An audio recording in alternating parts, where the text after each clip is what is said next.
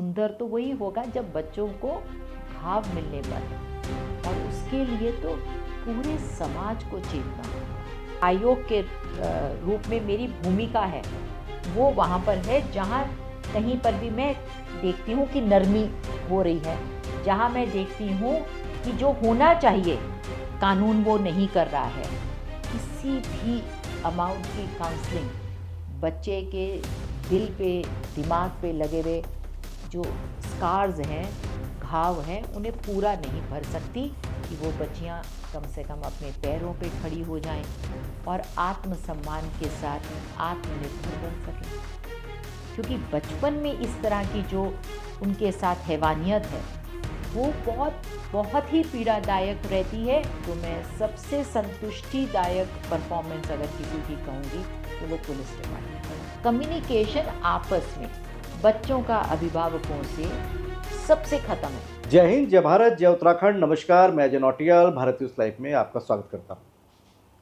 हमारे साथ इस समय बात करने के लिए हैं डॉक्टर गीता खन्ना, जो बाल अधिकार संरक्षण आयोग की अध्यक्षा भी हैं, और इस बार उनका कार्यकाल जो है वो रिपीट हुआ है। उनके कामकाज को देखते हुए धामी सरकार ने उन्हें रिपीट किया। तो उन्हीं से जान लेते हैं कि उत्तराखंड में बाल अधिकारों को लेकर उनकी चिंताएं क्या हैं इस समय, और क्या प्राथमिकताएं हैं, और दूसरा कार्यकाल कितना चुनौतीपूर्ण रहने वाला है इनके लिए। मैडम, सबसे पहले तो स्वागत है आपका। रिपीट हो गए आप। जब पिछली बार मैं आपसे मिला था तो कुछ कशमकश की स्थिति थी, कार्यकाल बढ़ेगा नहीं बढ़ेगा, लेकिन इस बार बढ़ गया है। एक ऑन कैमरा भी बधाई दे देता हूँ आपको, फ़ोन पे तो बधाई दे ही दी थी। तो कितना चैलेंजिंग है इस बार का कार्यकाल, क्योंकि बीच में कुछ शिकायतें आई जब आप पिछली बार जब कार्यकाल था। इस समय काफ़ी कांग्रेस भी काफ़ी मुखर हो रखी है अपराधों को लेकर। देखिए, अगर मैं पहले कांग्रेस मुखर हो रखी है, ये आप विपक्ष है, क्योंकि विपक्ष है, विपक्ष के उस सेंटेंस को निपटा लेते हैं। उनका ये शायद मैंने इधर उधर पढ़ा है और सुना है। उनका कहना है कि किसी भाजपा के लीडर का कथित संलिप्तता एक क्राइम में, और उस पर बाल आयोग या महिला आयोग ने नहीं कहा। तो उसके लिए मेरा जवाब ऑन कैमरा उनके लिए भी और सारे समाज को भी मैं बताना चाहूँगी कि आयोग का काम वहाँ आता है जहाँ काम नहीं हो रहा होता। तो अगर मैं देखती कि बच्ची के साथ इतनी बड़ी दुर्घटना, दुराचार हुआ, और क्योंकि वो रूलिंग पार्टी की मेंबर रही है, तो पुलिस उस पर एक्शन नहीं ले रही है, बच्ची को सुरक्षा नहीं मिल रही है, अभियुक्त को गिरफ्तार नहीं किया जा रहा है। अगर उसके जो उसका अपराध था उस पर कोई पर्दा डाल रहा होता, उसकी लीपा पोती हो रही होती, तो आयोग को कहना था कि भाई बच्चे के साथ इतनी बड़ी हैवानियत हो गई, आप क्यों नहीं देख रही हैं बच्चे के सुरक्षा। जब सब कुछ वैसा ही हो रहा है जैसा नियम और कानून से होना चाहिए, तो फिर आयोग को क्या कहना है। इसमें जो कर रहे हैं वो अपना काम कर रहे हैं, तो इस काम के लिए कोई मेरे को बधाइयाँ भी नहीं देनी है उनको, क्योंकि ये पुलिस का जो काम था, कानून का जो काम था, सरकार का जो काम था, वो सब कर रहे हैं। और इसकी ये बधाई के पात्र हैं रूलिंग पार्टी और मुख्यमंत्री और हमारा पूरा प्रशासन, की पार्टी की थी तो भी उनके साथ कोई नरमी नहीं बरती गई। मेरे लिए बहुत पीड़ादायक है कि बच्ची के साथ ऐसा हुआ, परंतु मेरे लिए ये बहुत संतुष्टि की भी बात है कि पार्टी, रूलिंग पार्टी ने उसके साथ कोई भेदभाव, नरमी नहीं करी। तो फिर आयोग को क्या कहना है। अब अगर मैं अभी 3 दिन पहले की अखबार उठाई मैंने, और सुबह उन बीच के वो जो लोकल वाला पेज होता है उसमें 7 खबरें थीं नाबालिग बच्चों को लेके, लेकिन सब में यही रिप थी कि यहाँ पर गिरफ्तारी हो गई, यहाँ पर सज़ा हो गई, यहाँ पर अभियुक्त को 6 घंटे बाद पकड़ लिया गया, 3 बच्चे सकुशल लौट आए हैं। अब ऐसे में तो मैंने किसी का भी बयान जारी नहीं करा। क्योंकि आप एक अभिभावक भी हैं, क्योंकि बाल अधिकार संरक्षण आयोग के अध्यक्ष हैं, तो कहीं ना कहीं आप अभिभावक भी हैं उन तमाम बच्चों की जो आपको बड़ी उम्मीद से देखते हैं कि भाई हम सेफ हैं। तो दुख होता है अखबार के जब पन्ने इस तरह की चीज़ों से भरे रहते हैं। बिल्कुल होता है, और वो हमारी एक पीड़ा है। मैं बात कर रही हूँ कि आयोग की जो आयोग के रूप में मेरी भूमिका है वो वहाँ पर है, जहाँ कहीं पर भी मैं देखती हूँ कि नरमी हो रही है, जहाँ मैं देखती हूँ कि जो होना चाहिए कानून वो नहीं कर रहा है, केस होना चाहिए पर नहीं हो रहा है, स्कूल वाले ने बच्चे को अननेसेसरी क्लास रिपीट करा रहा है। मैं देख रही हूँ कि 22-23% बच्चे फेल हैं, तो भाई अब हर स्कूल के रिज़ल्ट में तो मैं नहीं, या हर फेल बच्चे के लिए तो मैं नहीं इंटरफेयर करती हूँ, but yes when they will come and tell me कि भी हम तो स्कूल को कह रहे हैं। और मैंने भी जब रिकॉर्ड निकाले और देखा कि एक इतनी अधिक मात्रा में बच्चे फेल हैं, और विद्यालय से बात करी कि आपके यहाँ की क्या कमियाँ, आपने क्यों नहीं इस पर काम किया। हर रिज़ल्ट पे तो नहीं आना है। जहाँ तक बात है कि आयोग की अध्यक्ष होने के नाते, क्या एक नागरिक होने के नाते, एक बड़ी महिला होने के नाते, जैसा आपने कहा माँ होने के नाते, ये बहुत ही पीड़ादायक है कि कैसे कैसे दुराचार हम अपने छोटे बच्चों से, उनका बचपन तो छीन ही ले हैं और उनको कैसे कैसे घाव दिए जा रहे हैं, क्योंकि बचपन में इस तरह की जो उनके साथ हैवानियत है वो बहुत बहुत ही पीड़ादायक रहती है। बाद के समय में भी एक व्यक्तित्व पे वो छाप छोड़ जाती है, जो उन्हें भी सुंदर व्यक्तित्व निर्माण में बाधा, उनके बौद्धिक विकास में बाधा पड़ती है। अब यहाँ पर तो पूरे समाज को चेतने की तो ज़रूरत मैडम, है। क्योंकि आप डॉक्टर भी हैं बाय प्रोफेशन, तो मेरा सवाल ये रहेगा आपसे, क्योंकि फिजिकल ट्रॉमा तो हुआ है कहीं ना कहीं, लेकिन वो मेंटल ट्रॉमा जो आजीवन जो, उसके लिए इकबाल क्या करता है? क्या कुछ काउंसलिंग्स करते हैं? एब्सोल्युटली। वो उसके लिए क्या है? देखिए, काउंसलिंग, हमारे पास काउंसलर है। हम जैसे विद्यालय का बच्चा होता है या CWC जहाँ जाती है, या अगर हम उसे CCI में लाते हैं, सब जगह काउंसलिंग सेशंस एडवाइस करते हैं, परंतु किसी भी अमाउंट की काउंसलिंग बच्चे के दिल पे, दिमाग पे लगे हुए जो स्कार्स हैं, घाव हैं, उन्हें पूरा नहीं भर सकती। ये मैं एक डॉक्टर होने के नाते भी जानती हूँ। आप ज़ख़म पे मलहम लगाने का काम, ड्यूटी हमारी है, समाज की है, वो पूरी होती है, परंतु घाव ना हो। सुंदर तो वही होगा जब बच्चों को घाव मिलने बंद हो, और उसके लिए तो पूरे समाज को चेतना होगा। कितने दुर्लभ हो गए, अब बच्चे छोटे दिखते भी कहाँ हैं, और जो छोटा बच्चा है, जो मासूम मासूम बच्चियां हैं, उनको हम अब प्यार से देखने की बजाय, अगर मतलब कैसे, कभी 3 साल की बच्ची, कोई 8 साल की बच्ची, कोई 12, अभी पीछे जो बच्ची 15 साल की बेटी हमारी, और ब्लीडिंग करके गर्भपात करा दिया गया उसका। उन्हें मालूम था कि वो 5 महीने प्रेग्नेंट है, 15 साल की लड़की, और 3 साल से वो शोषण का शिकार थी। तो आप देखिए कि ऐसा नहीं है, वो सब देखने के बाद रात में सोना मुश्किल होता है। और ज़्यादा दिक्कत थी क्योंकि पिता ने पहले छोड़ दिया था, कानपुर से वो देहरादून में आ गए, इसलिए माँ काल का ग्रास बन गई कोविड में। और उसके बाद किसी रिश्तेदार ने, अड़ोसी पड़ोसी ने कहीं भी उन्हें संभाला ही नहीं। मतलब जब मैं अड़ोसी पड़ोसी में, यानी कि जितनी भी हमारी समाज कल्याण की जितनी भी हमारी इकाइयाँ हैं, जो हमें, कहीं पे भी वो बच्चे पहुँचे नहीं, उन बच्चों तक हम नहीं पहुँचे, हम तक वो बच्चे नहीं पहुँचे, और पहुँचा कौन? कोई दुराचारी। जो पहुँचा उसके मन में खोट था, 3 साल से उस बच्ची का शोषण हो रहा था। अब आप सोचिए कि वो दोनों बहनें, कितनी भी काउंसलिंग हो जाए, हम कितना भी संरक्षण दे दें, उनका जीवन पूर्णतः पटरी पे आएगा, इस पे तो सदैव एक क्वेश्चन मार्क रहेगा। फिर भी इन सब चुनौतियों के साथ में हमें सुनिश्चित करना है कि वो बच्चियां कम से कम अपने पैरों पे खड़ी हो जाएं और आत्मसम्मान के साथ आत्मनिर्भर बन सकें। यही कोशिश हम कर सकते हैं, और संदेशा साथ साथ में दे सकते हैं कि हर बच्ची, हर बच्चा को हम कहीं अपने के भाव से देखें, उसको संरक्षित करें। आई ऑफन कोट दिस कि it is a big universe, keep depositing good deeds. कभी ना कभी वो आप तक कहीं और से भी लौटता है। वो जो गुड डीड्स थी ना, वो जो विद्यालय में हमें सुबह स्कूल में टीचर पूछा करती थी ना कि कल आपने एक अच्छा काम क्या करा, शायद वो माता पिता ने, टीचर्स ने, हमारे समाज ने अपने आप से और अपने बच्चों से पूछना बंद कर दिया कि what one good deed I did today.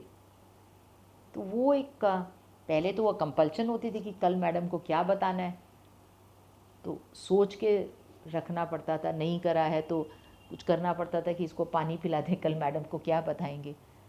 लेकिन अब तो मुझे लगता है हम सोच देना, वो जो थॉट प्रोसेस की कमी हो रही है।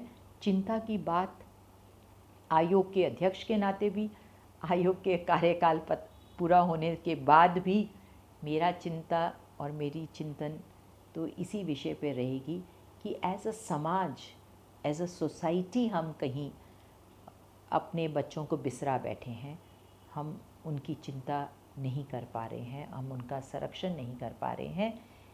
ऐसा नहीं कि कुछ नहीं हो रहा है, बच्चों को बहुत अच्छे अच्छे मौके मिल रहे हैं, टॉप करने पे टैबलेट्स मिल रही हैं, सम्मान दिए जा रहे हैं, खेल कूद के नए नए आयाम गढ़ रहे हैं।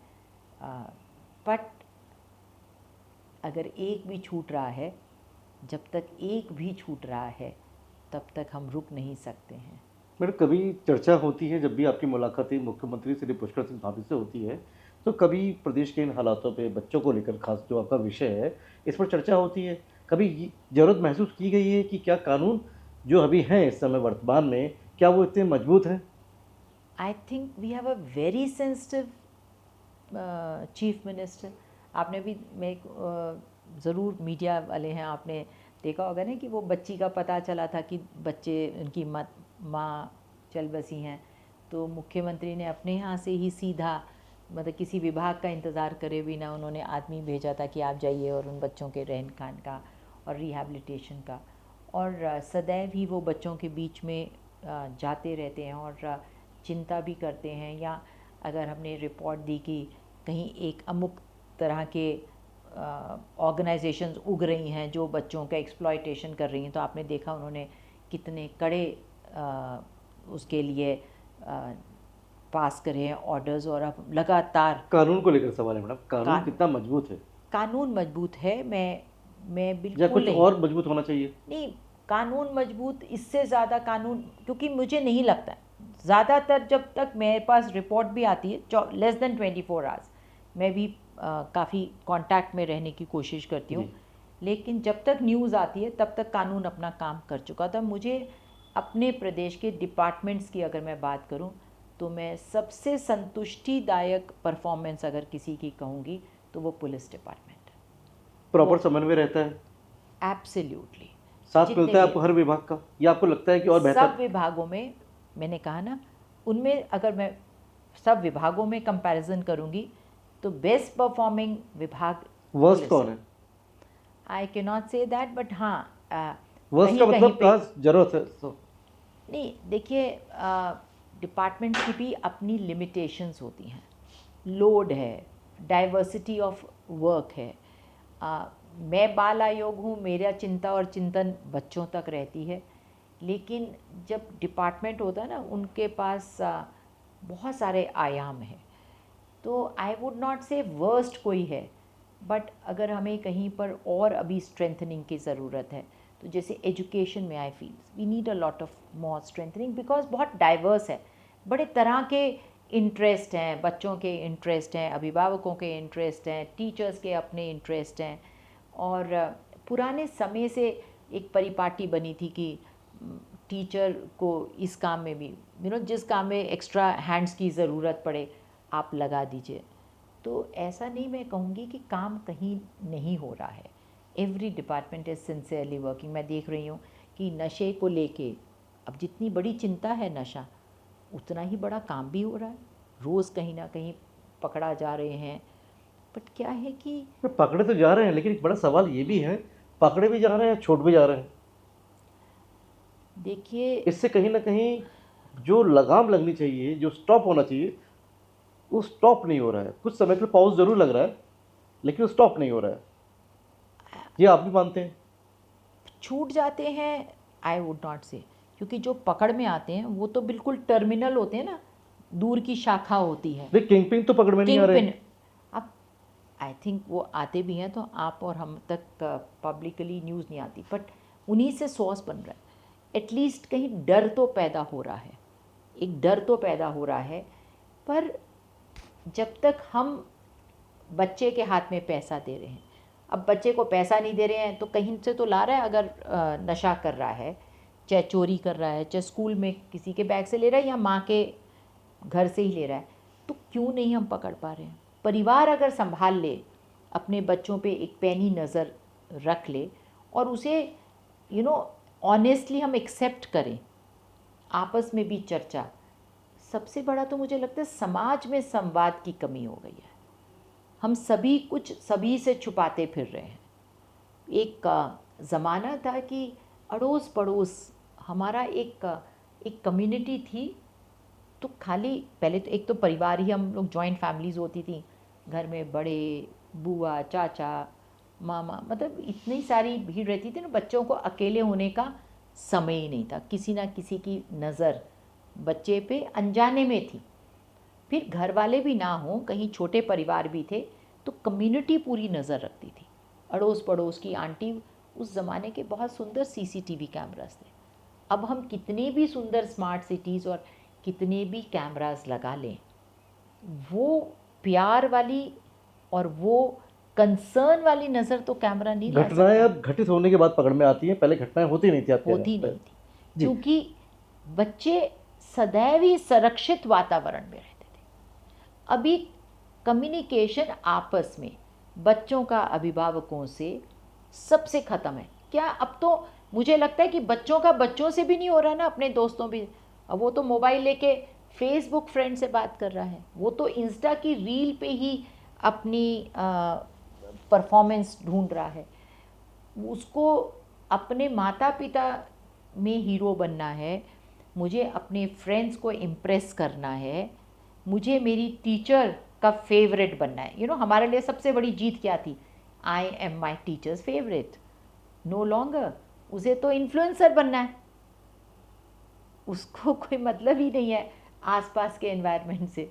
अब 9 साल का बच्चा, अभी एक 15 साल की बच्ची की एक मेरे पास आई थी, एंड कुछ अलग ही तरह का था कि बायोलॉजिकल मदर के पास जाना है, अडॉप्टेड चाइल्ड थे। सो ऐसे, बेटा आप क्या करते हो? मेरा मतलब था कि कहाँ पढ़ते हो, क्या? शी सेड मैं इन्फ्लुएंसर हूँ, और वो भी मैं इसीलिए बनी थी क्योंकि मुझे फैमिली की मदद करनी थी, पैसा कमा के देना था, लाइक दैट। आई मीन, वो अपनी तरफ से बहुत अच्छी भावना से ये बात कह रही थी, बट लुक कहाँ पहुँच गए हम। 10वीं का बच्चा इन्फ्लुएंसर बन के फैमिली को सपोर्ट करने की एक दौर सोच था रही है। जब एक बातें होती थी, बेटा बोर्ड एग्जाम है सर, 10th है, बोर्ड है, तैयारी कर लो। वो तो अभी भी बहुत हो रही हैं। बोर्ड को तो हमने बहुत बड़ा भूत सा एक बना दिया है, और उस भूत को का जो झाड़ है, मैंने इलाज देखा है, है। वो कोचिंग में ढूंढ लिया है हमने। तो वो तो एक और बड़ा जो उसमें को तो लगता है कि झाड़ फूंक से भी ज़्यादा खतरनाक जो भूत छुप चिपका है वो कोचिंग है।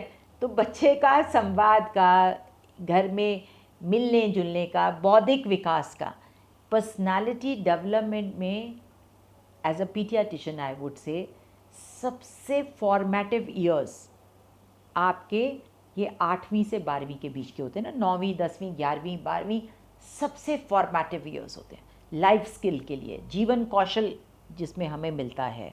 How to stand straight, straight means how to stand tall, भीड़ में अपने आप को कैसे पहचाने, अपने अंदर को कैसे पहचाने, मेरी रुचि कहाँ है, मुझे क्या करना चाहिए। अब तो उस सोच के लिए टाइम ही नहीं है। स्कूल से आओ, बैग रखो, खाना ठूसो, कोचिंग जाओ, कोचिंग से आओ, खाना ठूसो, और होमवर्क दोनों जगह का। इसी से मेरा एक सवाल है, पिछले कुछ समय पहले आपने सोशल मीडिया, जो सोशल बलिंग जो स्कूल है वहाँ पे आपने छापा मारा, और भी कई जगह गए, आपने कहा बच्चों को एक्स्ट्रा करिकुलर एक्टिविटी के नाम पे बहुत बहुत ओवरलोडेड कर दिया जा रहा है। और वही स्कूल्स कहते हैं, माता पिता कहते हैं कि भाई हम तो चाहते हैं बच्चा केवल पढ़ाई में नहीं और भी चीज़ों में आगे जाए। नहीं, तो इसे किस नजरिए नहीं, नजरिए से देखते हैं आप? एक्स्ट्रा करिकुलर से ओवरलोड किया जा रहा है, शायद ही मैंने कहा हो। कोचिंग से ओवरलोड हो रहे हैं, 2-3 तरह के होमवर्क से ओवरलोड हो रहे हैं। करिकुलर को हम को करिकुलर नहीं, उसमें भी वोकेशन ढूंढ रहे हैं। मतलब अगर मेरा बच्चा टेनिस खेलने जा रहा है तो फिर मैं उसकी सक्सेस कभी गिनती हूँ कि अगर वो विंबलडन खेले या वो नेशनल्स में आ जाए। लेकिन हर कोई तो सचिन तेंदुलकर बन नहीं जाएगा बल्ला उठा के। हाँ, बल्ला उठाते ही वो अगर सचिन नहीं बना तो फिर मुझे लगता है कि यार बेकार ही इसे क्रिकेट खेलने भेजा भाई। इतनी देर में तो तुम पढ़ाई कर ले तो शायद CPMT में निकल जाते, नीट क्लियर कर लेते।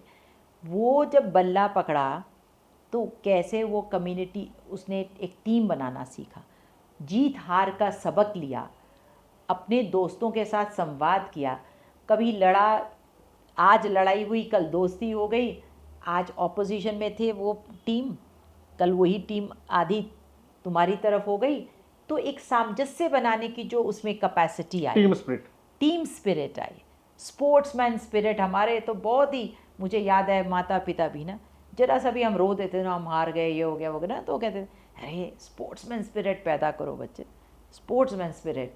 अब हम तो स्पोर्ट्समैन नहीं बने ना, नेशनल खेला, क्या शायद डिस्ट्रिक्ट के बाद तो कुछ भी नहीं खेला, लेकिन ऐसा तो नहीं कि जीवन हार गए। कौन सा गेम खेलती थी आप डिस्ट्रिक्ट?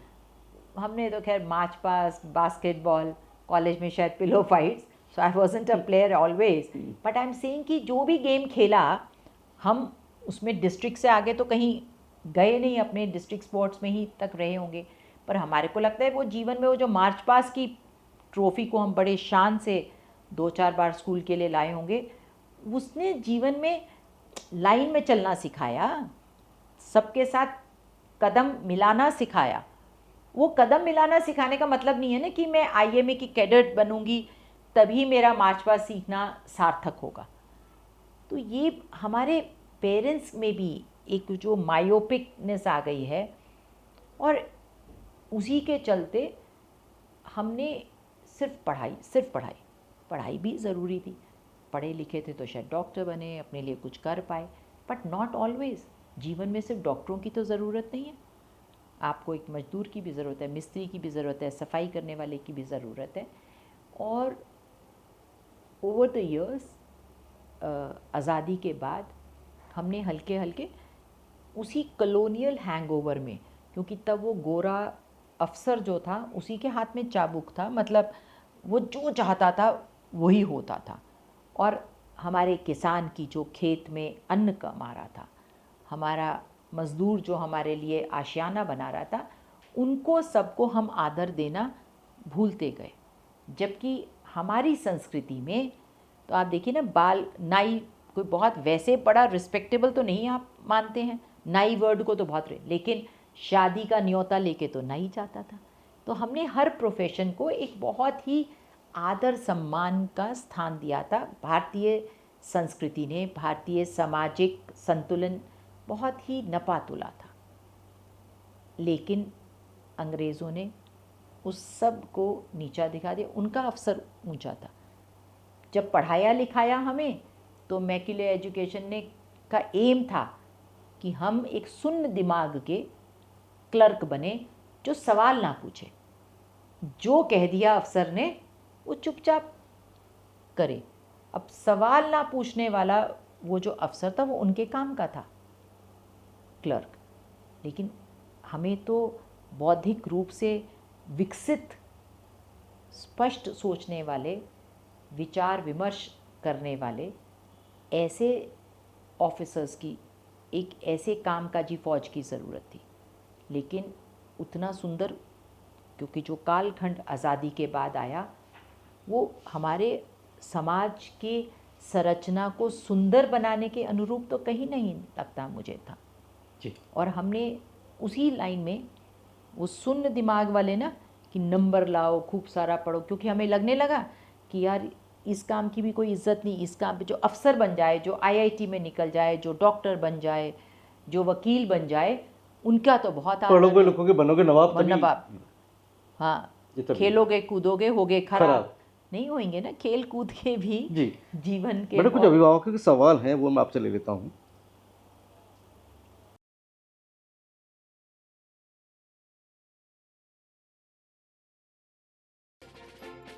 भारत न्यूज़ लाइव से जुड़ने के लिए इसे लाइक, सब्सक्राइब और बेल आइकन दबाएं।